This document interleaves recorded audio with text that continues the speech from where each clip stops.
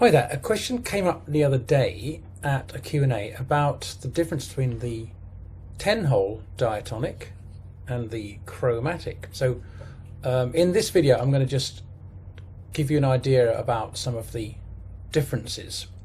The note layout is different, so that's the first thing we can look at, I think. So if you were playing a tune on the diatonic, it would not be the same holes on the chromatic. What we'll do is we'll ignore the button for the time being, but I'll tell you what it does later on the chromatic. So the note layout for the diatonic is when you blow over 10 holes, C, E, G repeated. So it's C, E, G, C, E, G, C, E, G, C. Whereas the chromatic is C, E, G, C, C, E, G, C, C, E, G, C, and it's 12. Well, it can be 12 or it can be 8 or 10 or 12 or 14 or 16 holes, but it's that pattern of C, E, G, C repeated. So holes 1, 2, 3, 4 is C, E, G, C, and then holes 5, 6, 7, 8 is also C, E, G, C. So you get this 4 and 5 blow, both have the note of C when you blow. So they're not the same at all. The only thing you could definitely say is that on the middle 4 holes of the diatonic, holes 4, 5, 6, 7, blow and draw, that is the pattern that the chromatic uses throughout. Hopefully this will make sense. So when you breathe in on the diatonic on 10 holes, D, G, B, D, F, A, B, D, F, A. That's the 10 holes diatonic breathing in. When you breathe in on the chromatic, you've got this pattern of 4 notes repeated. D, F, A, B, D, F, A, B, D, F, A, B, until you fall off the other end. So if you're playing a tune on the diatonic, you will be using different holes on the chromatic. So these are not the same at all. I think you might be better off on the chromatic to learn to read music. If you read the musical notes and then learn where they are on the chromatic, I think it suits that instrument better because all the notes are available. All the notes that are on the piano are available on the chromatic. You've just got to find them. So all of those that I told you about on the chromatic, when you press the button in, you raise each note by a semitone or a half step. So you can play it fully chromatically.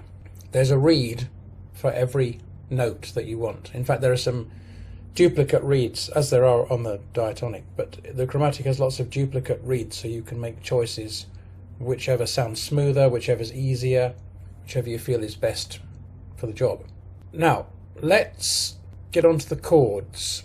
The chords on the diatonic are again different because the individual notes that we have give us a C when we breathe out anywhere, a G when we breathe in at the bottom of the harmonica, or a G7 if we include hole 5, or a G9 if we include hole 6, and then we have a D minor chord in the middle breathing in, D, F and A, which also repeats up at the top end on 8, 9 and 10. Now those are the chords that you can get on 3 notes or more. There are lots of chords, if you can call them a chord, which only have 2 notes. So they're 2/3 of a chord, or maybe a chord can have, a power chord can have 2 notes, so maybe a chord can have 2 notes. I rather think of a chord as having 3 notes.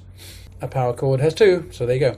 On the chromatic, it's not really a chord instrument. I mean, you can play a C chord anywhere you breathe out. You have the C chord when you breathe out on the chromatic anywhere you want, and then you have the D, F, A, B, so you can produce from that D, F, A a D minor chord, but it's not typically played as a chord instrument, whereas the diatonic typically is.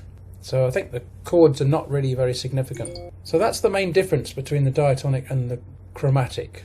The diatonic is a chordal instrument and the chromatic is a melodic instrument, which is probably why typically you see the chromatic being played in classical and jazz more than anything else. It can be played in anything, but more classical and jazz players use a chromatic than anything else.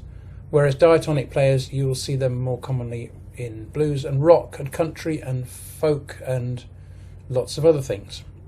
So I hope that gives you some idea of the differences between the two. The chromatic, of course, is much bigger. It's less easy to carry around.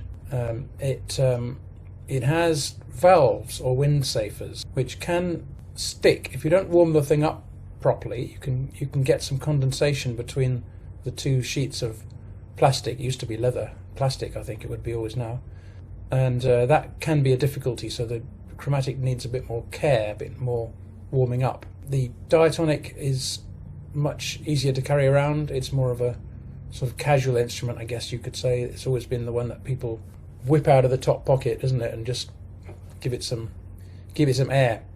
The Chromatic tends to be studied more with someone on a.